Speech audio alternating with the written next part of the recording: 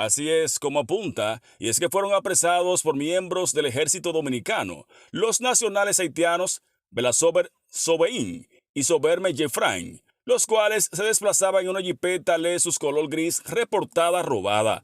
¿Cómo que uno va a robar un vehículo y hacer el cruce de la aduana y hacer de todo? El vehículo da tu nombre del vehículo. ¿Qué lo pusieron?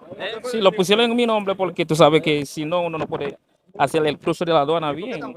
El hecho ocurrió la tarde de este martes en el chequeo militar Los Mangos, en San Juan de la Maguana.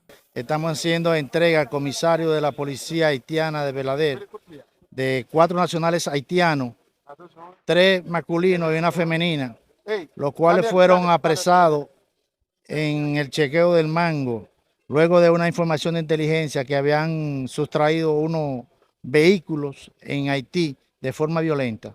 Desde el Granero del Sur, provincia San Juan, para Supercanal, Sandy Báez.